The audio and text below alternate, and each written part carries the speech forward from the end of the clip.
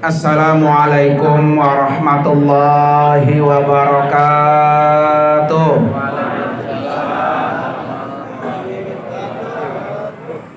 Bismillahirrahmanirrahim.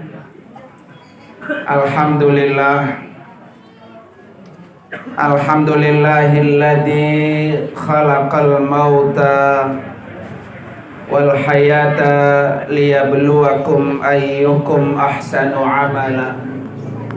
Hadratil mukarramin,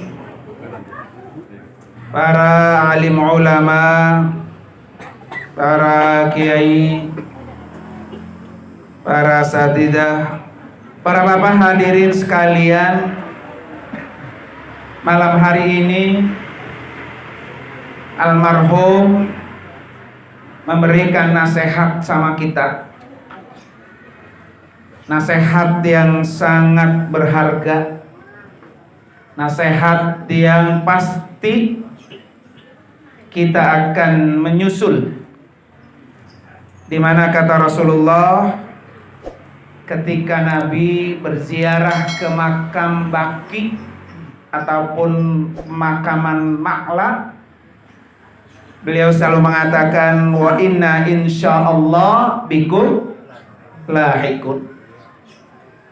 Kalau hari ini kita duduk mendoakan almarhum, hari ini kita menyaksikan banyak orang-orang yang telah dipanggil oleh Allah, maka besok kita akan apa? Menyusul. Siapa? Siap? Nah, doain dah yang siap duluan. Apalagi sekarang Pak ya, musimnya musim apa nih? Musim mati. Di ujung harapan Pak, saya tahlil emang setiap malam. Artinya para bapak hari sekalian, bahwa kata Allah innaka mayyitun fa innahum, atau wa innahum mayyitun. Engkau Muhammad pasti mati, dan mereka juga pasti apa? Mati. Jadi tidak ada orang yang tidak mati. Kita semua pasti mati. Cuma entah kapan belum tahu. Artinya para bapak hari sekalian, nggak ada orang yang nggak mati. Jadi kalau hari ini kita bisa kumpul, besok nggak ada yang jamin. Kalau hari ini kita bisa tertawa, besok kita apa? Belum tentu Pak ya. Bukan nangis doang Pak ya, ditangisin kali ya. Hari ini kita masih gagah Pak, besok kita apa? Kaku Pak ya. Hari ini kita masih berjaya, masih kaya, masih banyak duit, belum tentu besok. Itulah Pak, dunia. Nah, karena dunia ini Pak cuma sebentar Pak ya, cuma sesaat. Jadi tidak perlu kita ributkan tentang dunia. Kadang-kadang Pak ya, gara-gara urusan batian berantem bertahun-tahun, tidak tegur sapa apa, bertahun-tahun, padahal urusan apa tuh? Batian. Kalau mati, batian dibawa nggak tuh? Nggak ada yang dibawa. Kenapa yang segitu Pak diributkan? Makanya kata Nabi apa? Kata Nabi bilang apa? Dunia itu seperti Anda mencelupkan jarinya ke dalam laut. Jadi Pak, jari kita celup tuh ke air laut. Kemudian setelah kita celup, kita angkat. Ada nggak air laut yang nempel di jari kita? Ada tuh sedikit yang nempel. Yang nempel itu Pak, itu dunia tuh. Itu yang nempel tuh. Kenapa kita ributin air yang nempel di jari? Bukan yang kita ributin air apa? Laut yang begitu banyak. Kalau kita paham itu Pak, nggak ada kita sama tetangga nggak ada yang nggak akur, pasti akur. Orang cuma ngeributin air nempel di jari ya. Kalau kita tahu itu nggak ada orang sama saudara yang nggak akur, karena hidup cuma sebentar. Bagaimana hidup kita yang sesaat ini, Pak, bisa menyenangkan orang lain? Hidup yang sebentar bisa membuat orang lain bahagia. Hidup yang sebentar bisa memudahkan urusan orang lain. Saya dapat informasi ini almarhum seperti ini, Pak, bahwa almarhum Bapak Haji Abdul Halim orangnya paling gampang membantu urusan orang. Ya Pak ya. Ini sunnah hasanah nih Pak. Tradisi yang baik harus ditularkan. Makanya saya katakan tadi, kafa bil mauti wa isab. Hari ini, malam ini almarhum memberikan nasihat sama kita. Kalau almarhum selama hidupnya sering membantu orang, almarhum selama hidupnya sering memudahkan urusan orang. Kenapa kita kagak nular gitu Pak? Tiru tuh, biar kita sama seperti almarhum. Kalau perlu lebih baik. Karena cuma itu Pak yang akan kita apa? Kita bawa.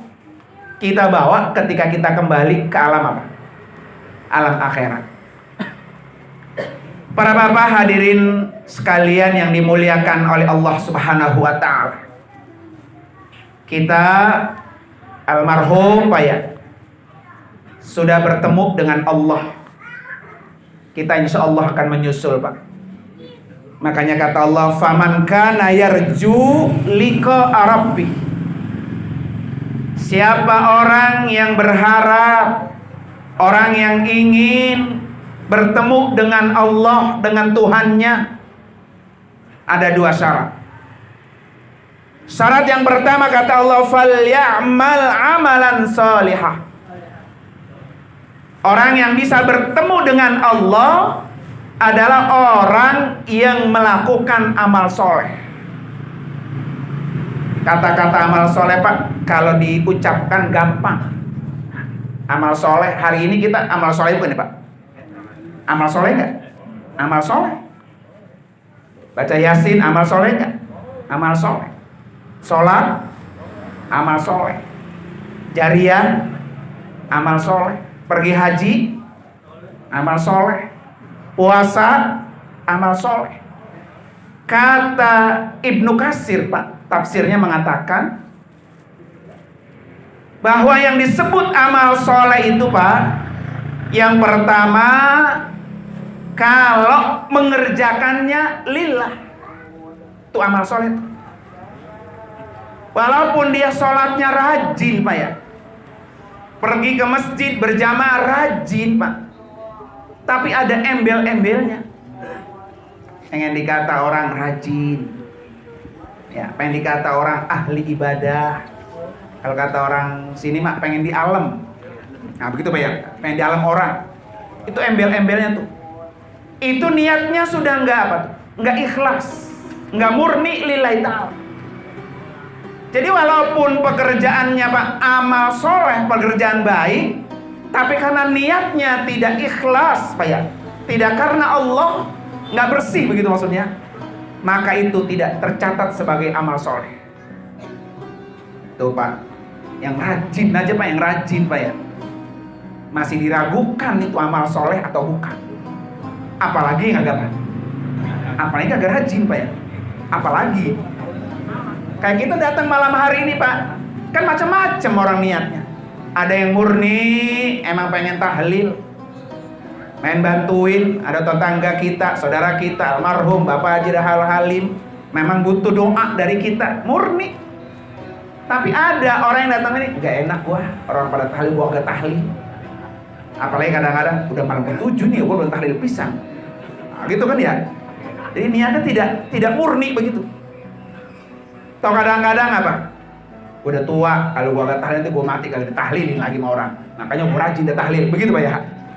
Kan ada juga tuh niat begitu. Artinya itu niatnya berembel namanya. Niatnya nggak ikhlas, nggak murni.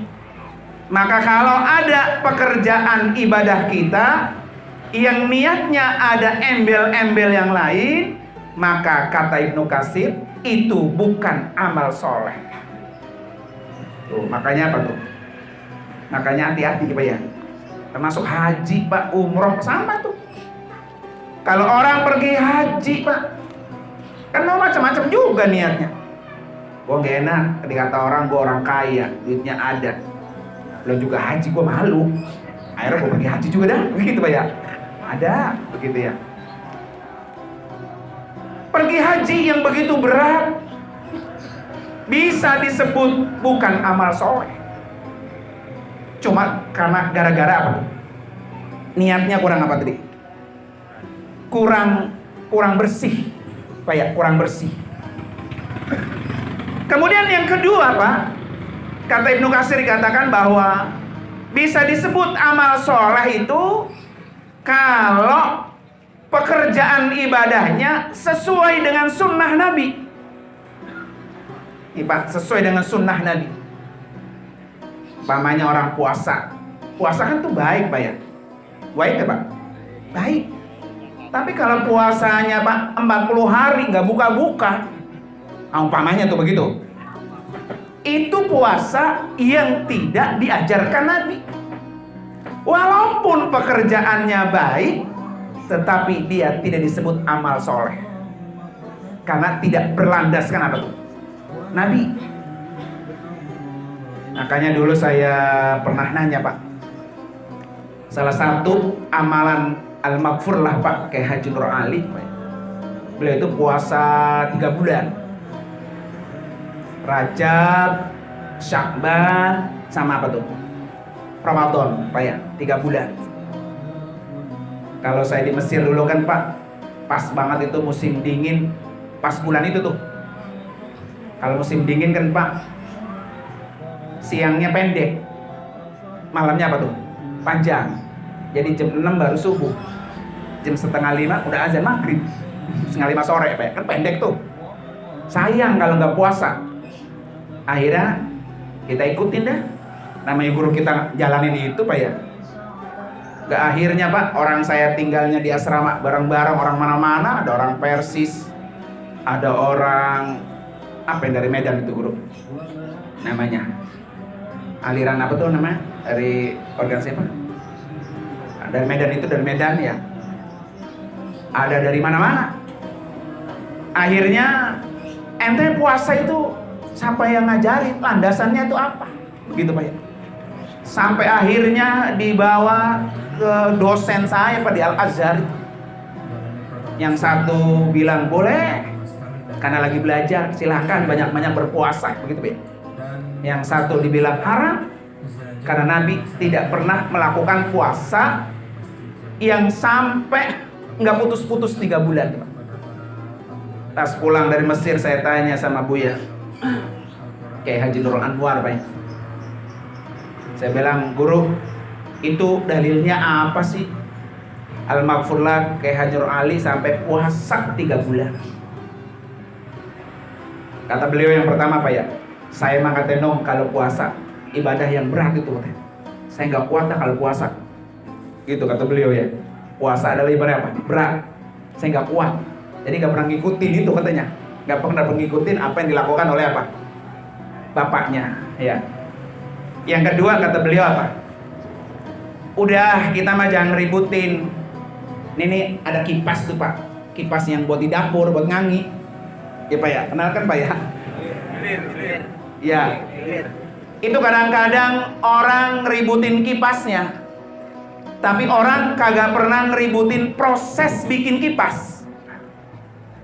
Berapa sulitnya tuh kipas dibikin Pak. Harus cari bambu yang bagus Pak ya. Karena kalau nggak bagus dia agak melengkung. Udah dicari ketemu bambunya, harus apa tuh? Disisikin. Udah disisikin, dikecil-kecilin. Udah dikecil-kecilin, dianam. Udah dianam, dicat Pak ya. Baru jadi kipas. Harganya Pak murah lagi Pak ya. Udah kita mah begitu aja tuh.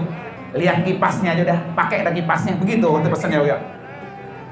Nah para bapak hari sekalian, ini penting Pak ya, ketika kita dalam ibadah, ada nggak yang diajarkan oleh apa tuh? oleh Nabi kita.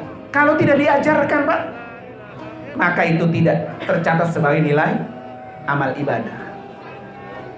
Karena itu mudah-mudahan para bapak hari sekalian, almarhum Bapak Haji Abdul Halim, menurut riwayatnya Pak ya, beliau termasuk orang yang menjabat 2 kali kata jadi bendahara, 2 periode Ibu ya, 4 kali.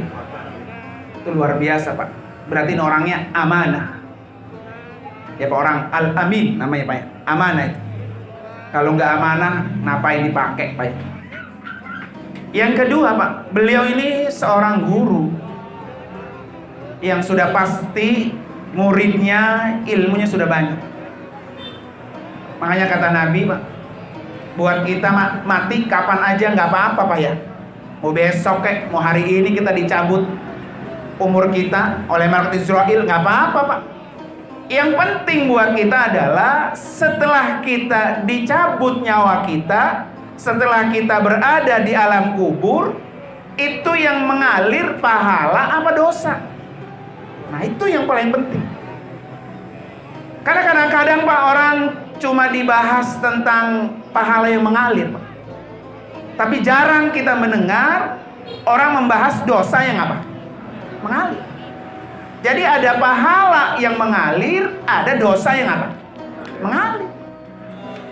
Kalau dosa yang mengalir itu Pak, ketika kita melakukan kejahatan, kemudian kejahatan itu Pak diikuti oleh orang-orang selanjutnya, maka orang yang pertama membuat kejahatan itu dapat apa? Dosa terus. Umpamanya Pak, ini di sini ada tokoh ya, pas ngawinin ambil dangdutan pada saweran man ya. Orang awam lah itu dia, no yang tokoh aja begitu dangdutan ya. Kita ngikut dari begitu, katanya begitu Pak ya. Nah yang pertama itu Pak diikuti tuh mengalir apanya? Dosa. Walaupun yang pertama Pak orangnya udah mati, udah nggak ngerjain lagi, tapi karena dicontoh terus, maka dosanya apa tuh? Mengalir. Makanya jangan sampai ada kerjaan kita, aktivitas kita yang jelek ini Pak ditiru, yang mengandung dosa diikutin ya Pak ya. Ini jangan sampai ada. Umpamanya ada seorang preman gitu Pak ya, ngajak orang lain minum, ngajak orang lain berjudi begitu Pak ya. Premannya insaf, yang ngikutin masih apa? Masih main, masih mabok Pak ya. Dapat gak tuh dia aliran dosanya? Dapat. Itu makanya kita kudu hati-hati. Mana pekerjaan di dunia yang mengalirkan pahala, mana pekerjaan di dunia yang mengalirkan apa? Dosa. Nah pada hari ini insya Allah Pak ya, kita bersaksi semua almarhum termasuk orang yang mendapatkan aliran pahala.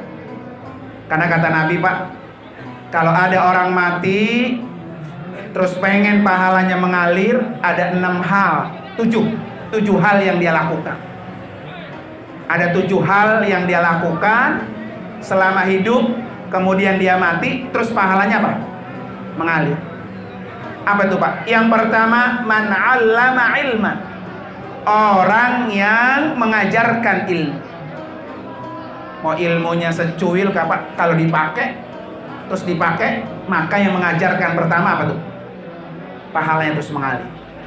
Makanya beruntung Pak nih Pak, kalau di sini ada guru-guru ngaji ya. Zaman dulu kan ada guru ngaji, kita ngaji ke guru si A, ke guru B dia. Di depan, di mata kita Pak, itu ya sepele mata kita Pak ya.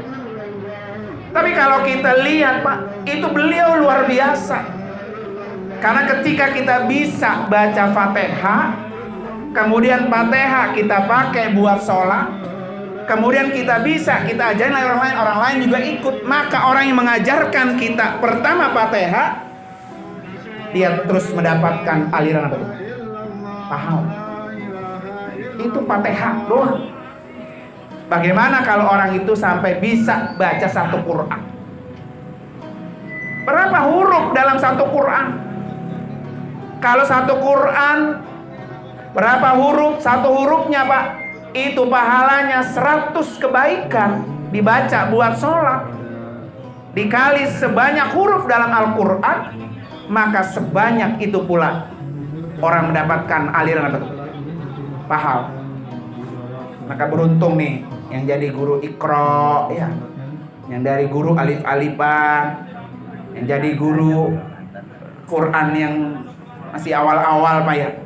Kadang-kadang guru yang pertama kita lupain Pak ya, yang kita sanjung-sanjung Pak, guru yang baru ketemu sesaat, walaupun sama-sama apa tuh? Guru. Itu yang pertama Pak, yang bisa mengalirkan apa tuh? Pahala. Ini almarhum Pak, insya Allah Pak ya, termasuk orang yang pahalanya terus mengalir. Di alam kubur almarhum ini tersenyum. Di alam kubur, kuburnya lebih terang dari rumahnya ini. Diterangi dengan apa? Dengan doa-doa. Kemudian yang kedua kata Nabi, yang pahalanya terus mengalir adalah man warasa mushafan. Sama nih, orang yang mampu mewarisi apa tuh? Al-Quran. Mewarisi Al-Quran ini Pak, bisa dia mengajarkan orang lain. Mewarisi Al-Quran, bisa dia wakaf Quran. Maka bapak-bapak kalau pengen dapat pahala baca Quran Pak ya, emang gak bisa baca, beli Quran.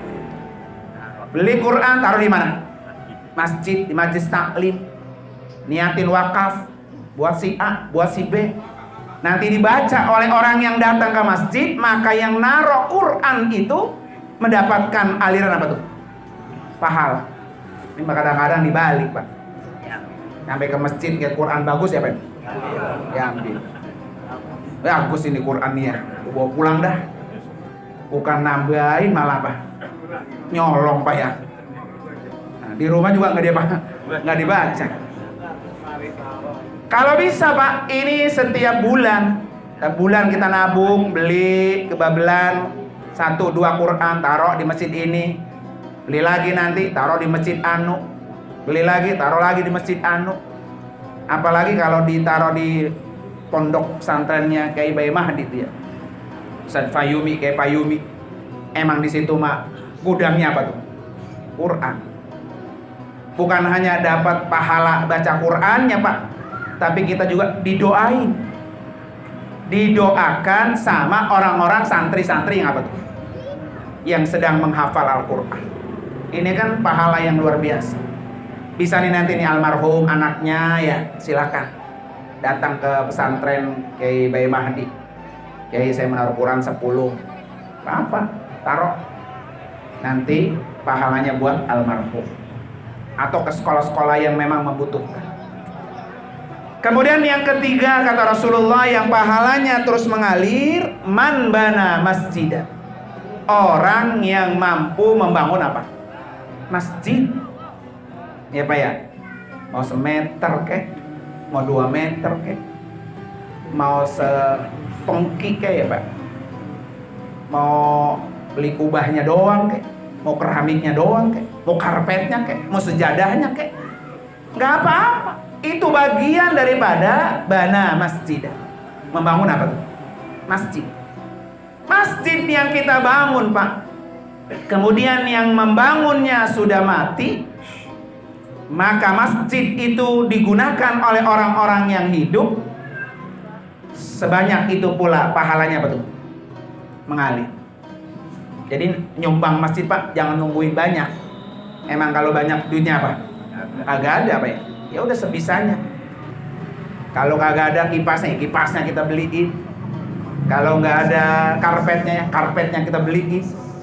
Ya, yang penting itu dimanfaatkan buat orang apa? Syiar agama. Maka itu termasuk man bana masjid.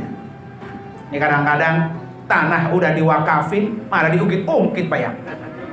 Boro-boro mau nambahin tanah wakaf Pak ya. Tanah wakaf malah diapain? Diambil lagi Pak ya. Kemudian para bapak sekalian yang keempat, man hafara bi'ran. Orang yang mampu menggali sumur, Pak. Kalau zaman sini, di sini ada ya sumur masih banyak, Pak ya?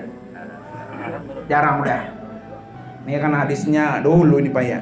Belum ada mesin jet pump. Jadi sumur itu, Pak, digali, airnya diwakafin, disedekain begitu. Maka orang yang membiayai penggalian sumur itu pahalanya apa tuh? Mengalir. Kalau sekarang udah tukar jet pump, Sanyo gitu, Pak ya. Pengen banget dapat pahala mengalir, bawa tuh jet pump ke masjid, ke musola, sumbangin, niatin wakaf jariah. Jangan Sanyo masjid bulu apa hilang ya, Pak ya. Terbalik, bukannya malah nambahin, yang ada malah apa? Hilang. Ini karena dia belum tahu tuh, Pak, pahalanya orang yang nyumbang itu apa? Mengalir, Pak ya.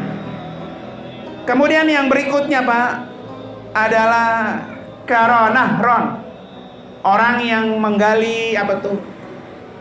Parit, kalenan, Pak ya. Kadang-kadang kalenan kalau belum mentok sama pagar, Pak ya. Kalenan di pagar juga kalenan. Air apa? Apa susah masuk, Pak ya. Susah jalan air. Orang yang begini, Pak, di akhirat nanti dipersempit urusannya oleh Allah. Ya, Pak ya. Jadi kalau urusan kita nanti di akhirat pengen dimudahin oleh Allah, Pak ya, maka mudahkan urusan orang di dunia. Udah gitu aja konsepnya. Ya kadang-kadang saya pesan, Pak, sama istri saya, kalau kita nolong orang, Pak ya, nolong orang nih si A kita bantu nih. Jangan pernah dalam hati kita, lu sekarang mau bantu nih, lu kira lu mau bantu gua lagi kagak nanti kalau gua lagi susah. Begitu, Pak ya. Jangan pernah begitu, Pak. Kadang-kadang ungkit-ungkit, Pak. Lu dulu waktu lagi susah kan gua yang bantuin lu. Sekarang gua susah, batin lu inget sama gua ya. Jangan pernah juga begitu. Itu namanya membantu orang tidak bersih tuh, Pak. Tidak ikhlas. Saya sering sampaikan, kalau hari ini, Pak, kita bantu orang, menolong orang, meringankan kesulitan orang, meringankan beban orang, walaupun orang itu enggak menolong kita, tapi Allah akan utus orang lain untuk membantu kita. Tuh, begitu aja prinsipnya. Jadi kita apa? Ikhlas, Pak, nolongin dia. Ini kadang-kadang karena kita pengen minta diapain?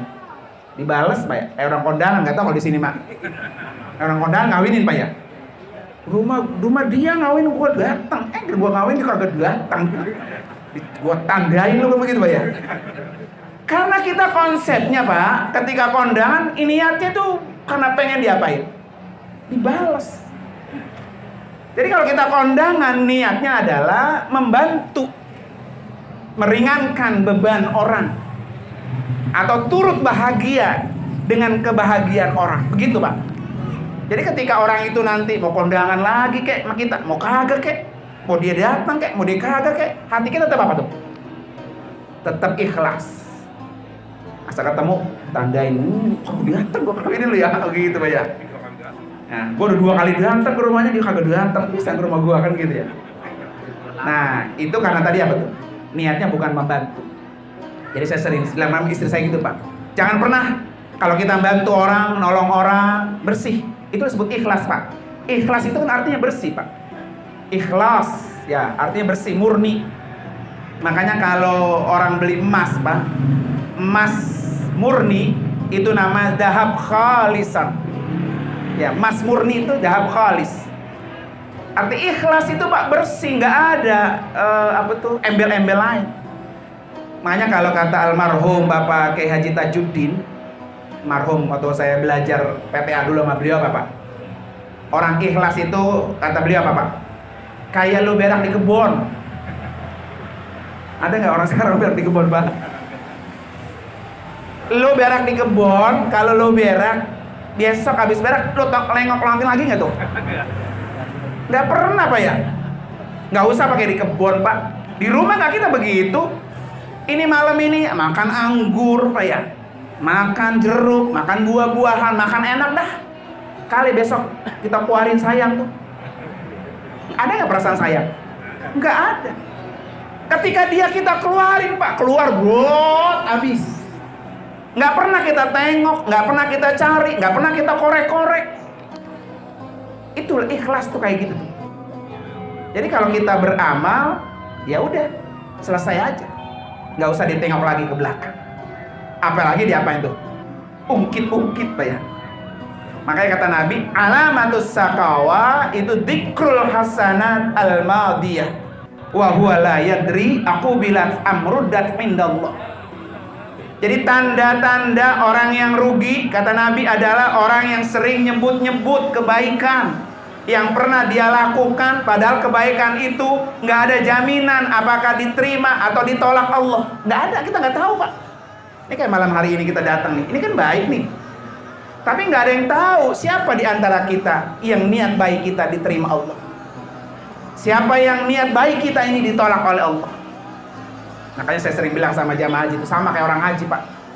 Kalau ada orang haji itu Pak, setahun 5 juta Pak, itu nggak semuanya mabrur, nggak semuanya makbul, nggak, karena sangat tergantung sama itu apa, niatnya masing-masing. Makanya kata Allah, wa ma umiru illa liya'budullah mukhlishina lahuddin. Jadi kalau kita menjalankan perintah agama, mukhlis, ikhlas, ya Pak ya. Kemudian selanjutnya Pak, termasuk yang mengalir pahalanya adalah man taraka waladan sholihan yad'u lahu. Ketika kita mati, kita meninggalkan anak-anak apa? Yang soleh, yang mendoakan. Almarhum anaknya berapa ini? 8 Pak. Luar biasa Pak ya. 6 apa 8? 6 hidup semua. Hidup semua.